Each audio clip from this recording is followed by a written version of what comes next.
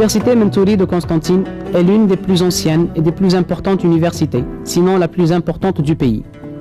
Avec un effectif de plus de 70 000 étudiants et de 2 000 enseignants, elle est la pionnière dans l'application du nouveau système de l'enseignement supérieur, le système LMD. Créé en 1969, le campus central de l'université Mentouri jouit d'une architecture moderne tournée vers le futur. Il est l'œuvre du célèbre architecte brésilien Oscar Niemeyer.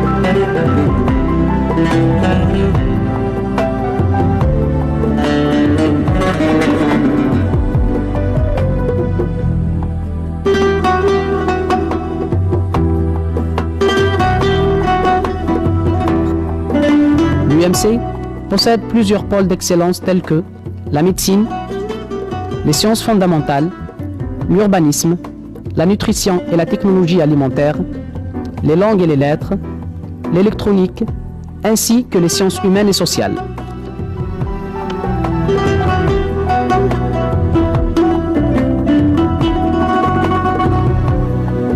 En plus des formations dispensées dans le nouveau système LMD, l'université Mentouri continue à dispenser parallèlement des formations de licence classique dans plus de 30 filières. Elle offre également un nombre élevé de parcours de formation aboutissant au diplôme d'études supérieures, DES, en sciences fondamentales, ainsi qu'au diplôme d'ingénieur. Elle s'est aussi reconnue en Algérie et même à l'étranger pour son haut degré de compétence dans la formation des docteurs en sciences médicales, des docteurs vétérinaires et des architectes.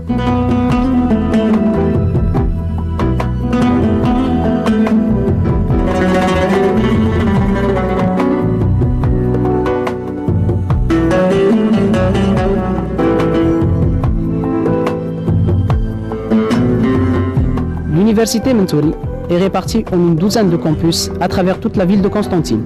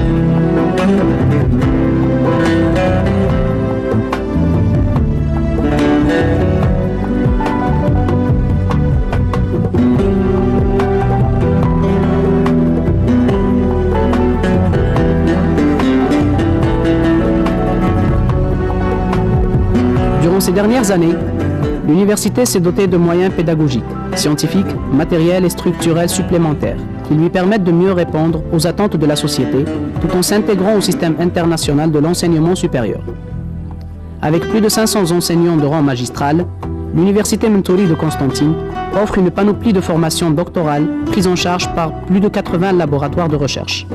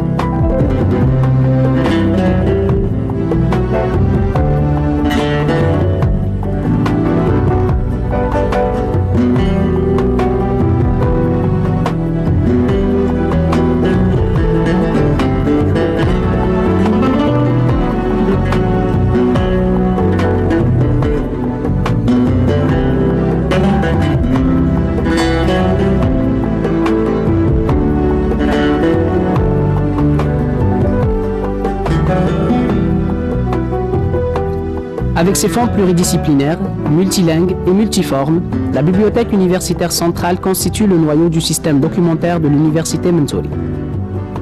Comptant plus de 300 000 ouvrages, elle dispose d'une grande salle de lecture et d'une salle de recherche pouvant accueillir près d'1 millier d'étudiants. Il existe également un nombre assez important de bibliothèques de département réparties à travers les différents campus de l'université et qui sont attachées directement à leur structure mère, la Bibliothèque centrale.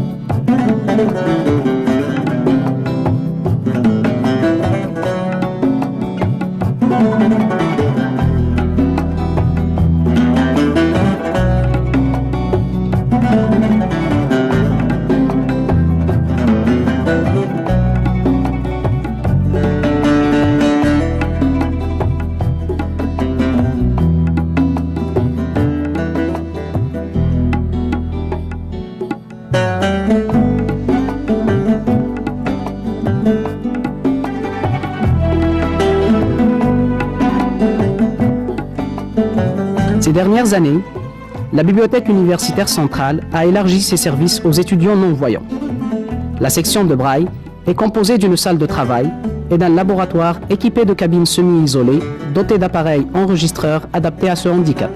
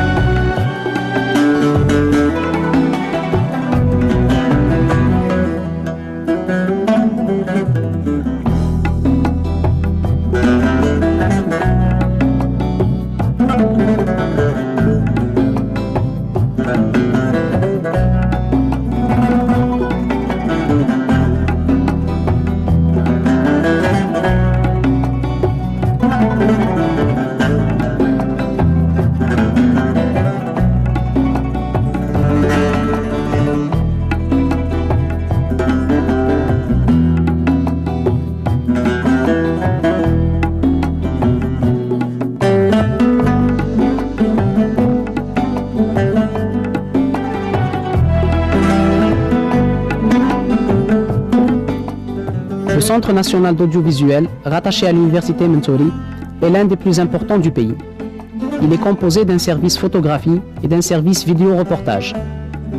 Le service photo, doté d'équipements de tirage, de développement et de reproduction, permet de couvrir les travaux d'étudiants et d'enseignants en pédagogie et en recherche.